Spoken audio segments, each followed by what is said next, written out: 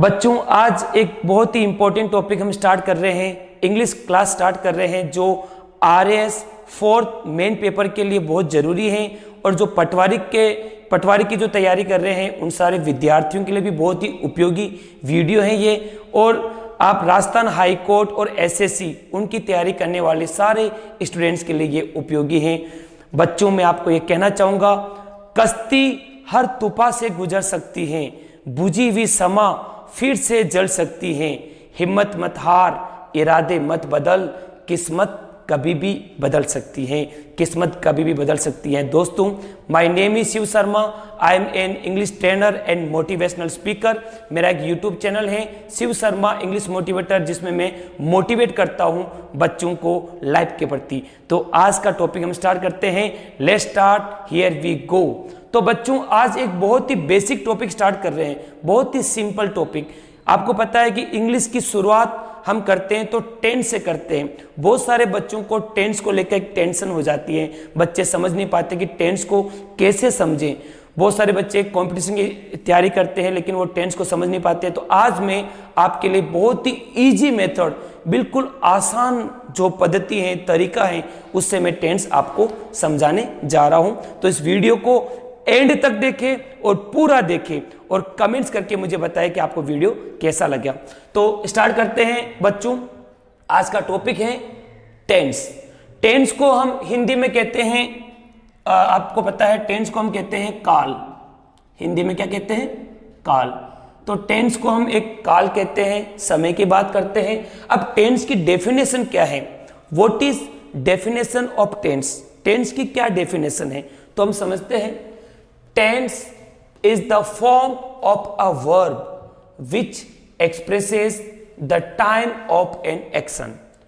tense एक form है, एक क्रिया होती है, वर्ब होती है, उसका एक फॉर्म है which expresses the time of an action, जो एक समय को बताता है। समय जैसे कि जो कुछ हो गया है या अभी हो रहा है या होने वाला है, यह घटना हमें बताता है, उसे हम टेंस कहते हैं।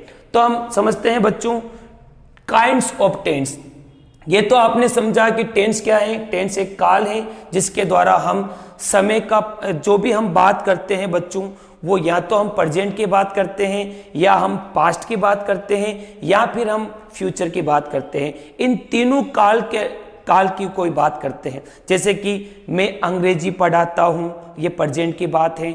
मैं अंग्रेजी पढ़ा रहा हूँ, ये प्रेजेंट की बात है। जैसे कि पास्ट की बात करें, मैंने अंग्रेजी पढ़ाई और मैं अंग्रेजी पढ़ा रहा था, ये पास्ट की बात हुई।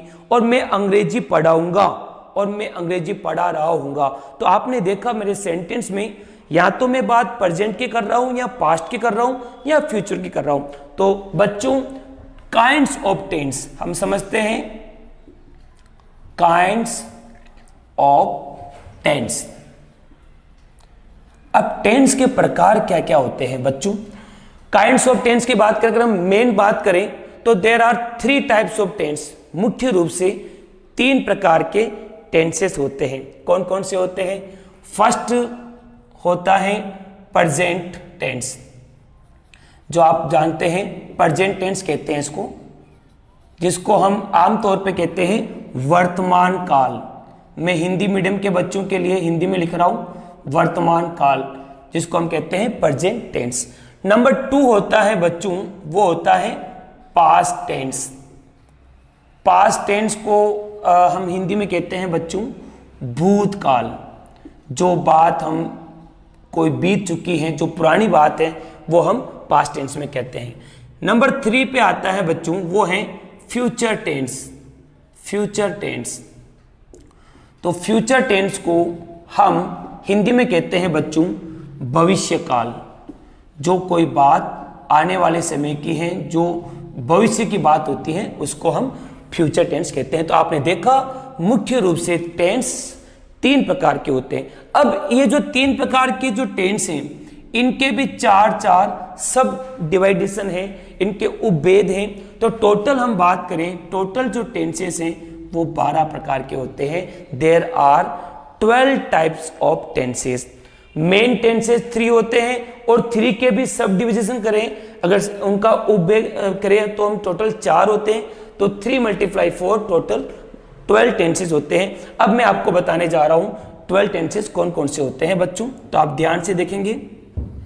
अब इनको जैसे कि सबसे पहला होता है बच्चों present simple tense, present simple tense, इसको हम प्रेजेंट इंडेफिनिट टेंस भी कहते हैं बच्चों, प्रेजेंट सिंपल टेंस।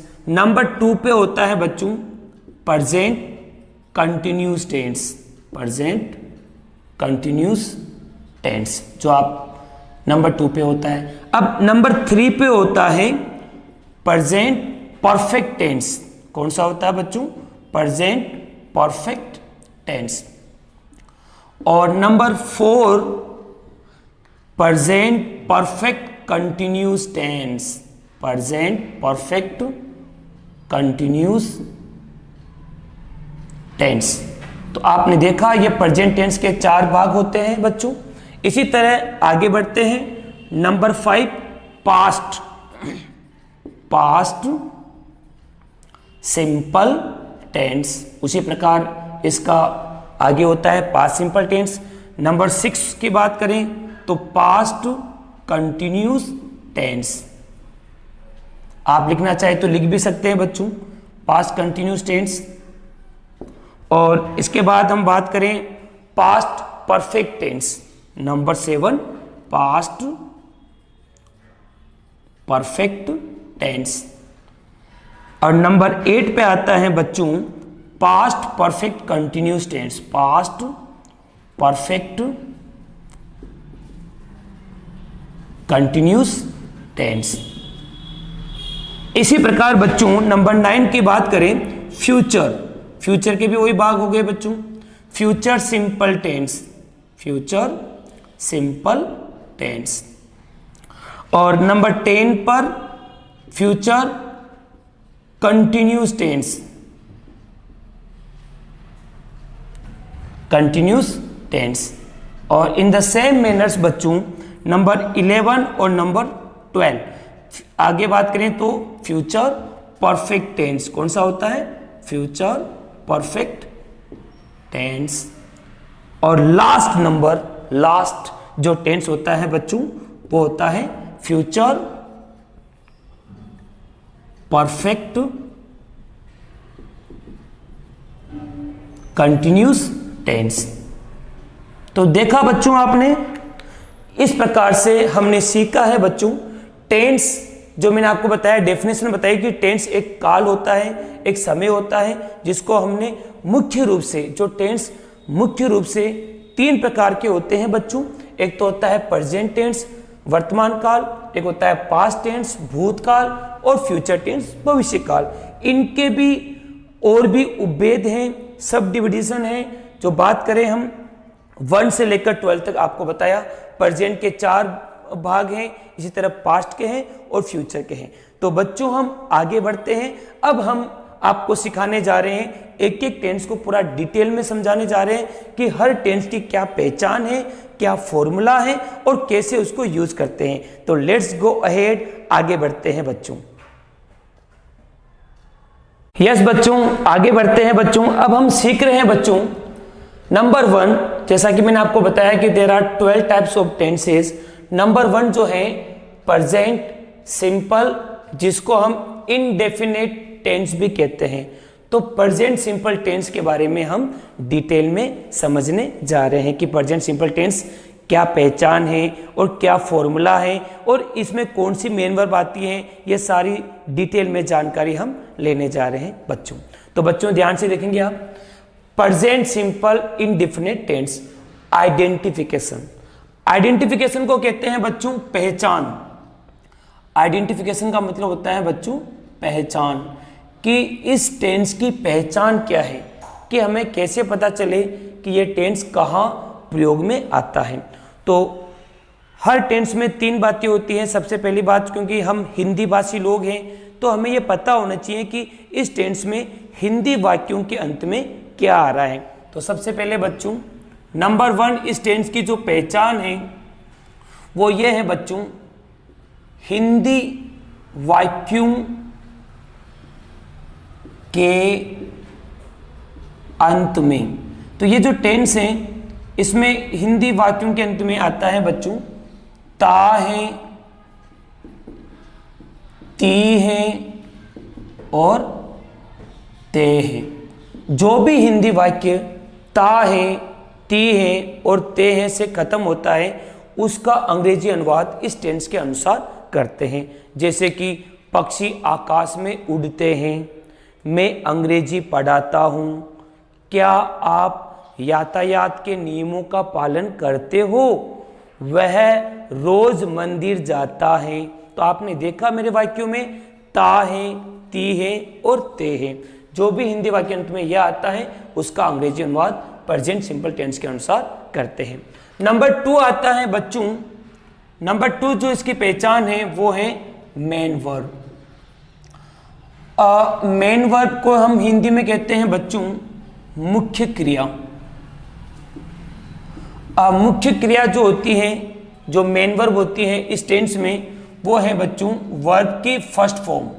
इसमें हमेशा वर्ब की फर्स्ट फॉर्म का प्रयोग किया जाता है। अब वर्ब क्या होती है, क्रिया क्या होती है, तो बच्चों मैं आसान तरीके से बता रहा हूं। जिस शब्द के अंत में ना आता है, क्या आता है ना, जैसे कि खेलना, कूदना, पढ़ना, लिखना, भागना, दौड़ना, और जैसे कि पत्र लिखना, तो जिसके अंत में क्या आता है, ना आता है, वो वर्ब है, वो क्रिया है। तो इस टेंस में वर्ब की फर्स्ट फॉर्म आती है, जैसे कि गो, वेंट, गोन।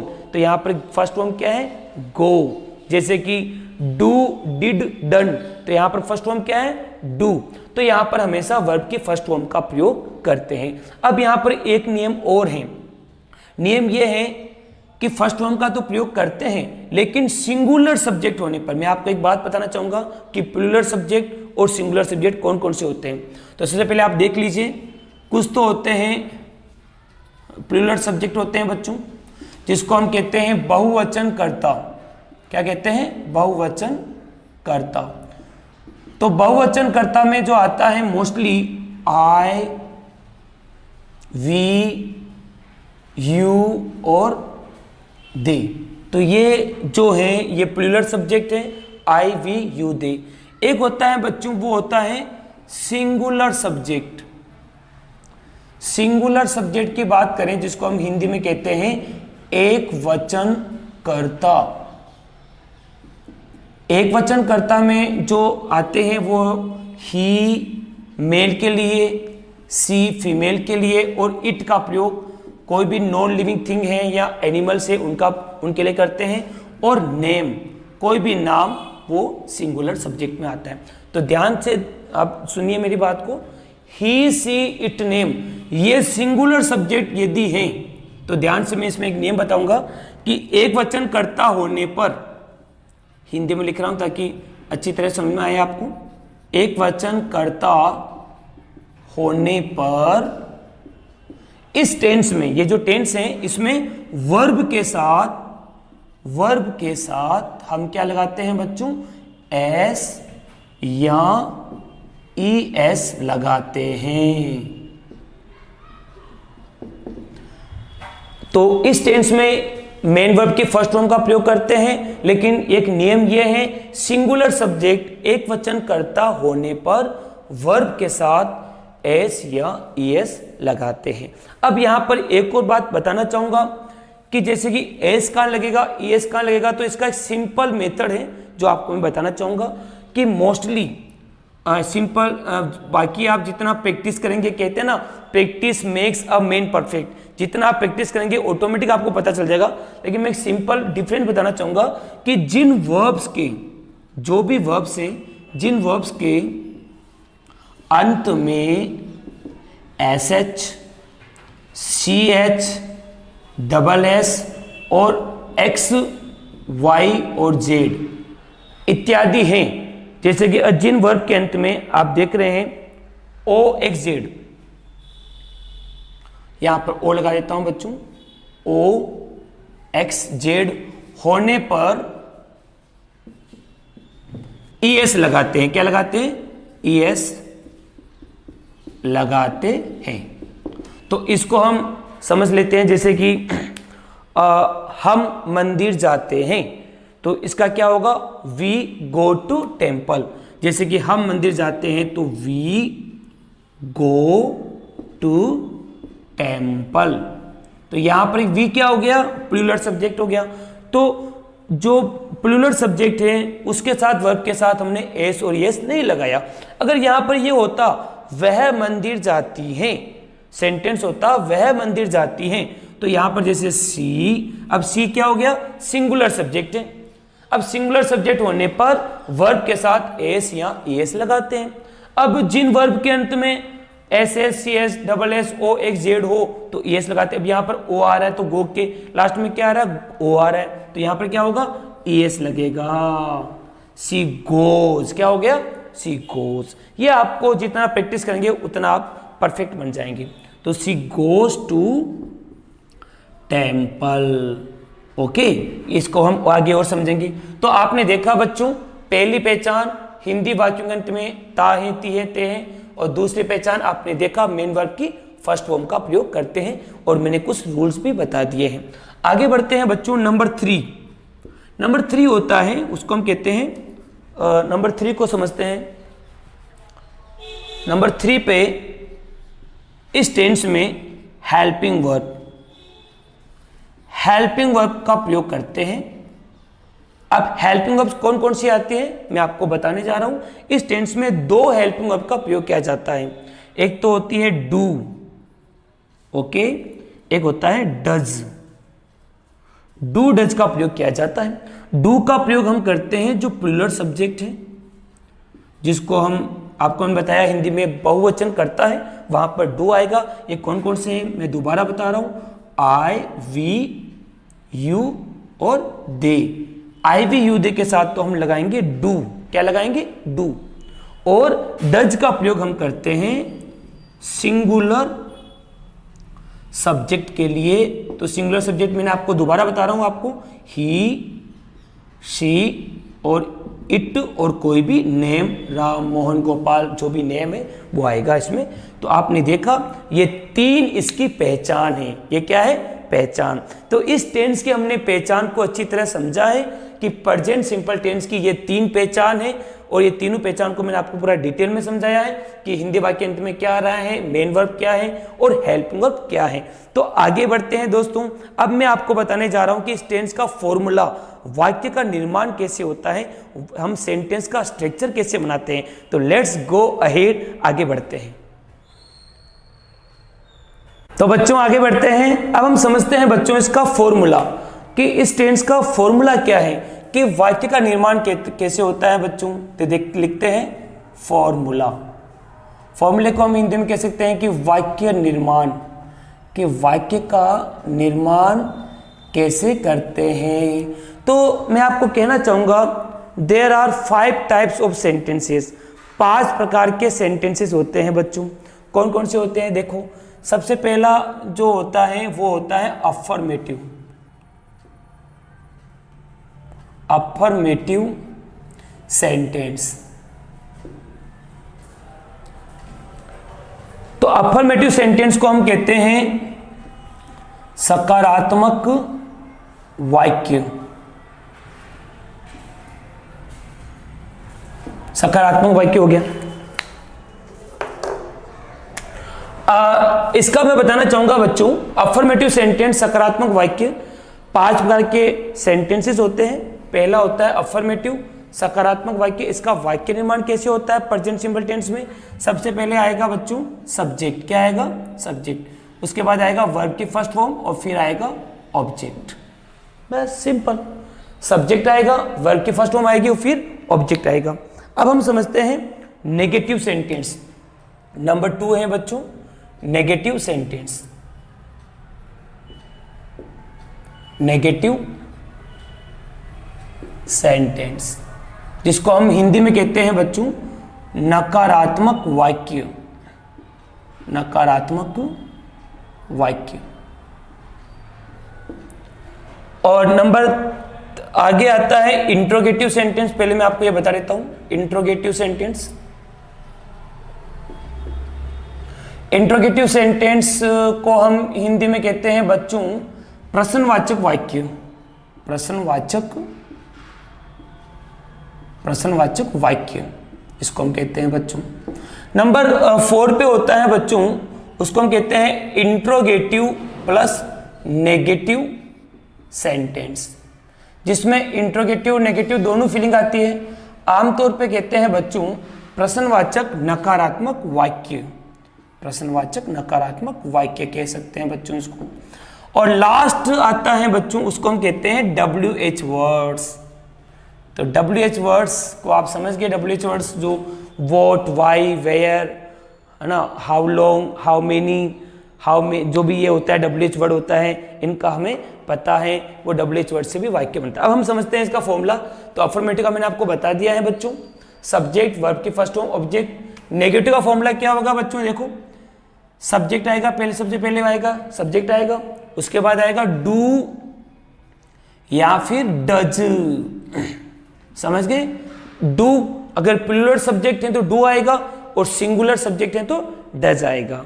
उसके बाद आएगा बच्चों वर्ब की फर्स्ट फॉर्म, उसके बाद नोट आएगा, क्योंकि नेगेटिव सेंटेंस है ना, नेगेटिव सेंटेंस है इसलिए क्या आएगा, नोट आएगा।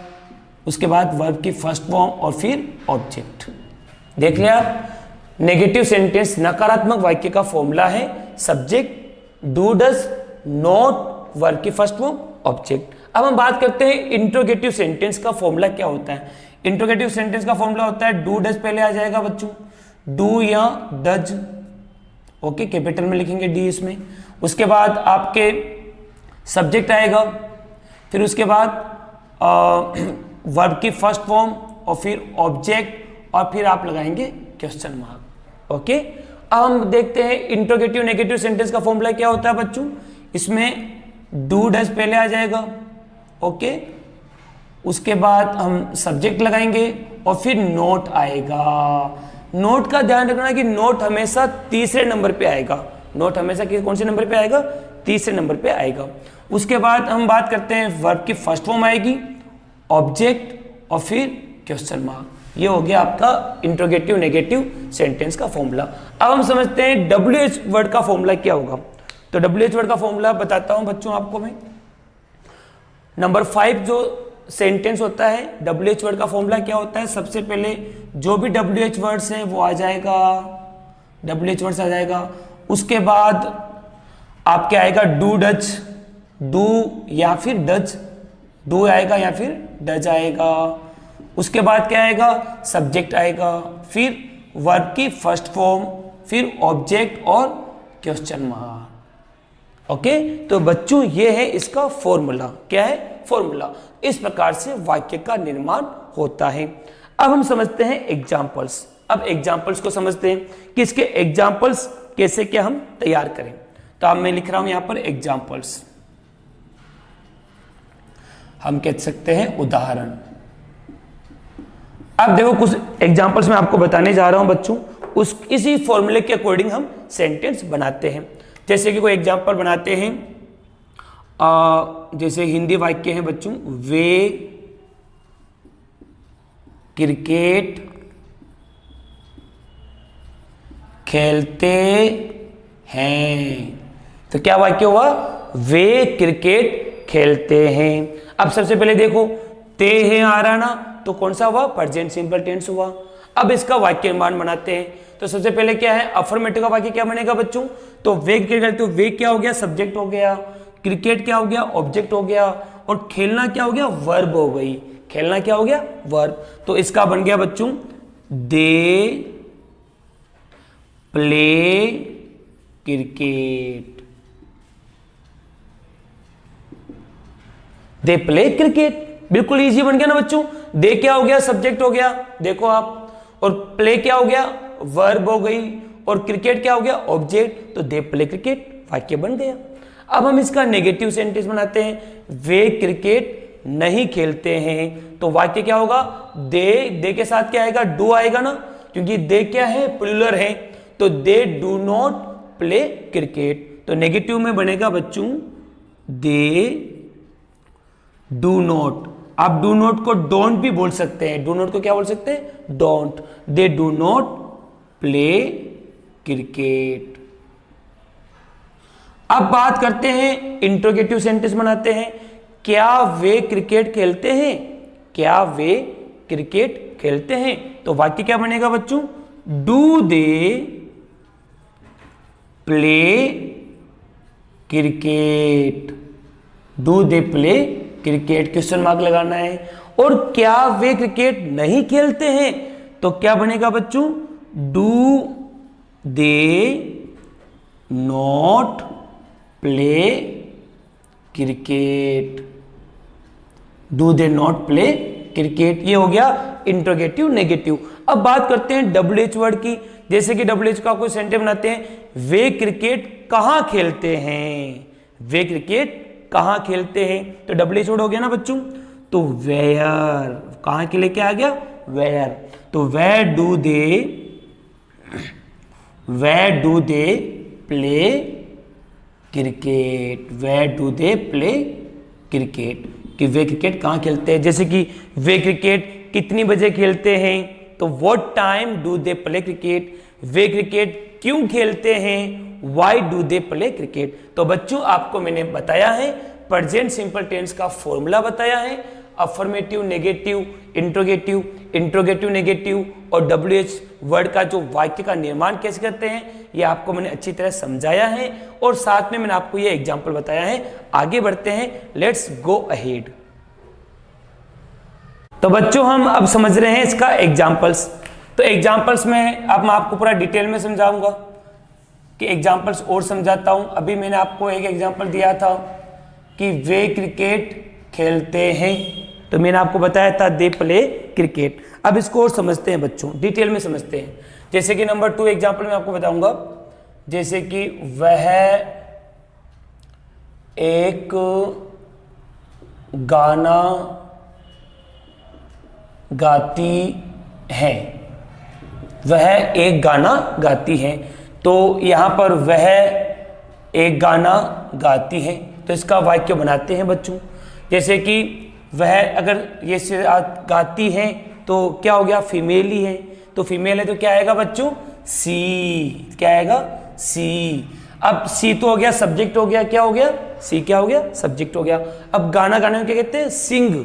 अब ये सिंगुलर सब्जेक्ट है, तो सिंगुलर सब्जेक्ट है तो क्या लगेगा? एस या ईएस लगेगा। तो क्या लगेगा? सिंग्स हो जाएगा। क्या हो जाएगा बच्चों? सिंग्स। तो she sings a song. She sings a song. अब देखो बच्चों इसमें क्या है? सी क्या हो गया? सब्जेक्ट हो गया। और ये सी हो गया सब्जेक्ट, और सिंग क्या हो गया? वर्ब हो गई।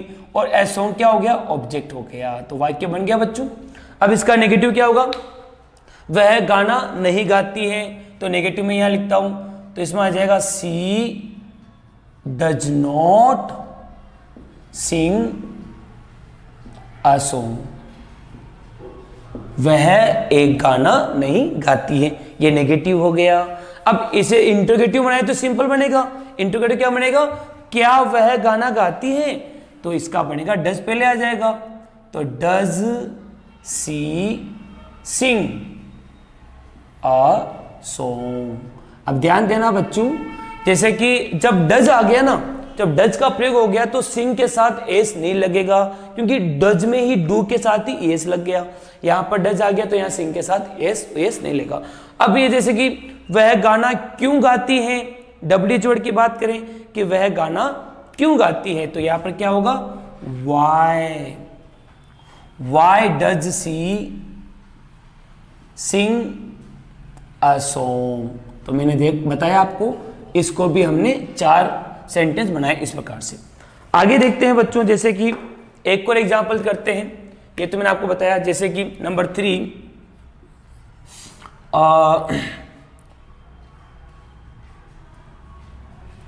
जैसे पक्षी आकाश में उड़ते हैं, तो यहां पर क्या होगा बच्चों? बर्ड्स। क्या होगा? बर्ड्स, उड़ने को क्या कहते हैं? फ्लाई। तो birds fly in the sky, birds fly in the sky. तो यहां पर वाक्य बन गया, बर्ड्स क्या हो गया? सब्जेक्ट हो गया, फ्लाई क्या हो गया? वर्ब हो गई, और द स्काई क्या हो गया? ऑब्जेक्ट हो गया। The birds fly in the sky. इसमें नेगेटिव आप बना लेंगे। कुछ और सेंटेंस बनाते हैं, जैसे कि नंबर 4, जैसे कि उसके पापा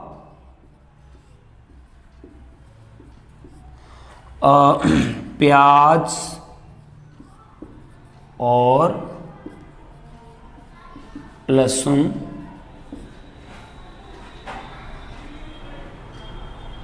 नहीं, जैसे कि हम इसमें पहले सिंपल बनाते हैं, प्याज और लहसुन खाते हैं,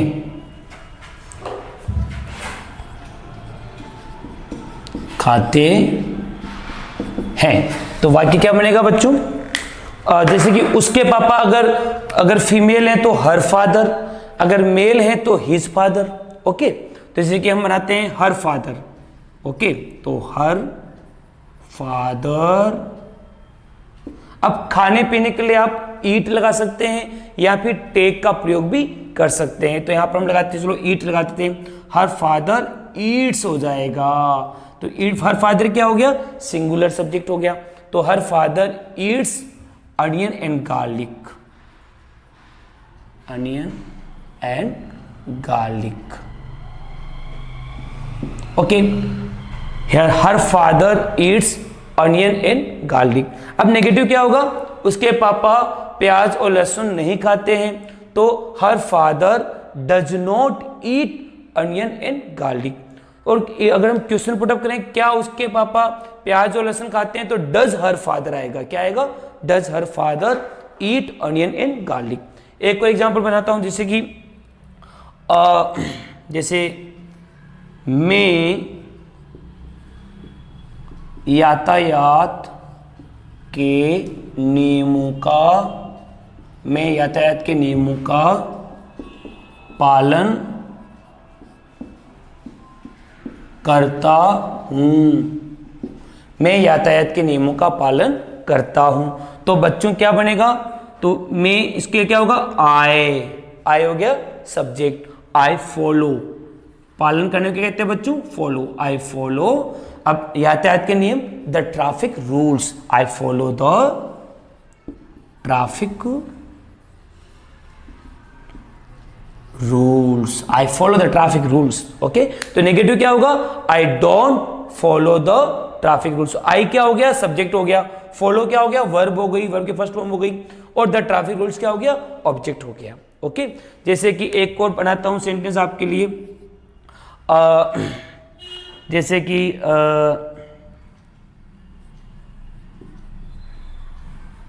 नरेंद्र मोदी भाषण देता है, नरेंद्र मोदी भाषण देता है। तो वाक्य क्या बनेगा? सब्जेक्ट क्या हो गया? नरेंद्र मोदी, और भाषण स्पीच हो गया, और देना क्या हो गया? डिलीवर करना। क्या होगा? डिलीवर करना। तो वाक्य क्या बनेगा? नरेंद्र मोदी भाषण देने कहते हैं बच्चों डिलीवर, तो डिलीवर्स हो जाएगा। क्या हो जाएगा? Delivers. Narendra Modi delivers speech, तो स्पीच को क्या हो गया? भाषण हो गया। तो Narendra Modi delivers speech, speech हो गया, भाषण हो गया, सिंपल। एक और लास्ट बनाते हैं बच्चों, एक और सेंटेंस, जैसे कि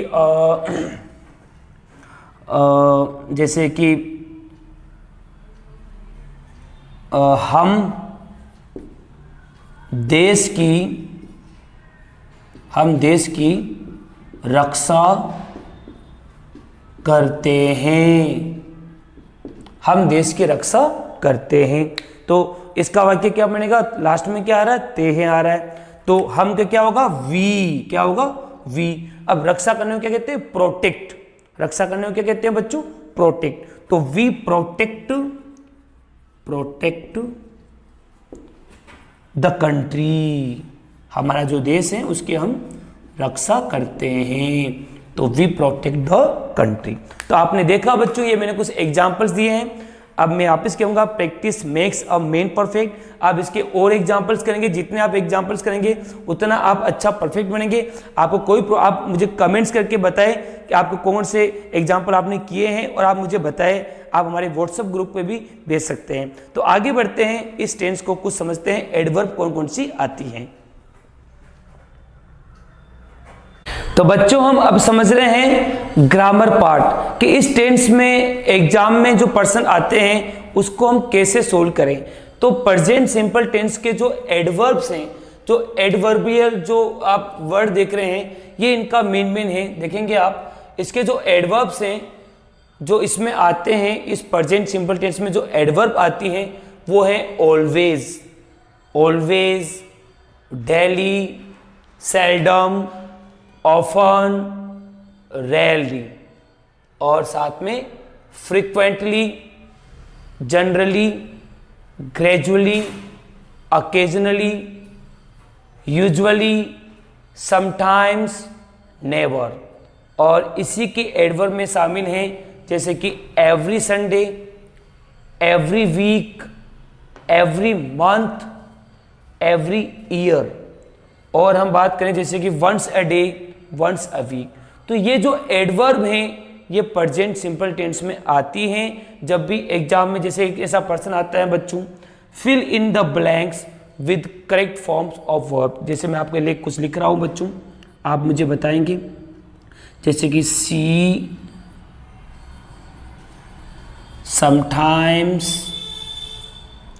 या फिल इन द ब्लैंक आ गया, और यहां पर आ गया गो टू टेम्पल। ओके, अब यहां पर क्या आएगा बच्चों, यहां पर जैसे कि गो आएगा, या फिर वेंट आएगा, या फिर गोन आएगा, या फिर गोज आएगा। आप मुझे कमेंट्स में लिख के बताएं।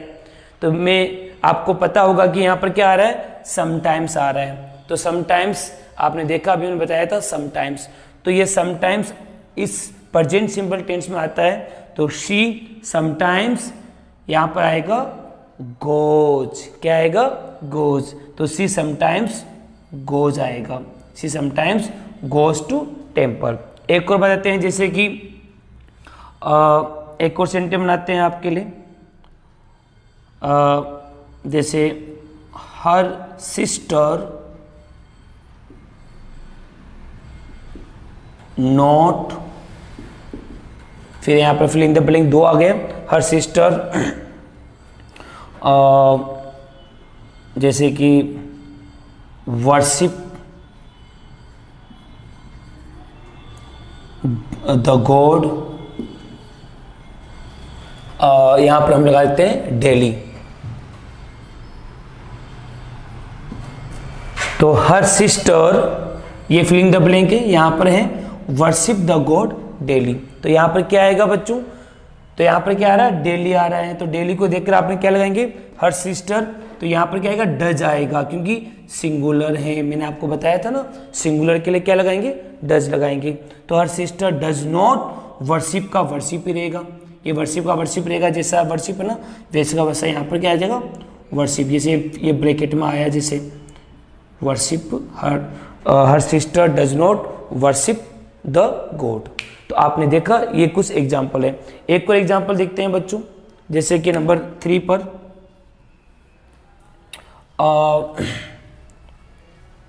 जैसे कि राजू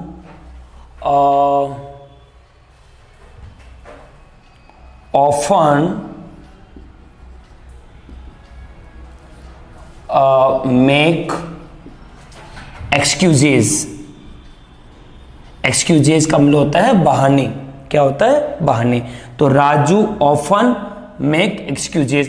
तो यहां पर क्या आएगा, राजू क्या है, सिंगुलर सब्जेक्ट है। तो सिंगुलर सब्जेक्ट है तो क्या आ गया, ऑफन क्या है, इस टेंस में एडवर्ब आ गई। मैंने आपको बताया था ऑफन इसमें क्या है, एडवर्ब है। यहां पर मैंने आपको बताया था अभी। तो राजू ऑफन मैक्स हो जाएगा। क्या हो जाएगा बच्चों, max. Raju often max excuses. Last एक और आपको मैं बताना चाहूंगा, जैसे कि एक और सेंटेंस करते हैं हम। जैसे कि वाई सी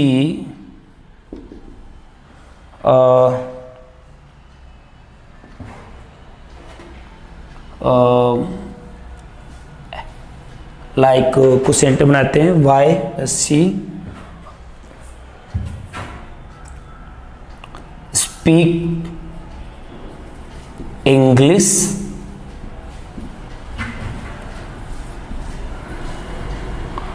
एवरी डे, है ना। एवरीडे आ गया, जैसे मैंने आपको बताया था ना, एवरी संडे, एवरी वीक, कुछ भी आ गया, एवरीडे आ गया, तो वाई आ गया यहाँ पर। अब यहाँ पर क्या आएगा फिल इन द ब्लैंक में, तो यहाँ पर सी है तो सिंगुलर है, तो यहाँ पर क्या आएगा, डज। क्या आएगा बच्चों, डज। तो वाई डज सी नोट लगा देते हैं, Y does C not speak English every day, Y does C not speak English every day, वह रोज अंग्रेजी क्यों नहीं बोलती हैं। तो देखा बच्चों, आपको मैंने प्रेजेंट सिंपल इनडेफिनेट टेंस जो है उसका पूरा डिटेल में समझाया है, आपको पूरा अच्छी तरह बताया है, और इसका हम एक एग्जाम भी लेंगे, आप तैयार रहना उस एग्जाम के लिए। उस एग्जाम का एक टेस्ट होगा, और जो उसके सारे जो आंसर हमें व्हाट्सएप पे जो भेजेंगे उनको हम अवार्ड भी दिया जाएगा। तो तैयार रहना इसके लिए, आपको बहुत जल्दी हम टेस्ट सीरीज अगला जो हमारा वीडियो है वो आने वाला है।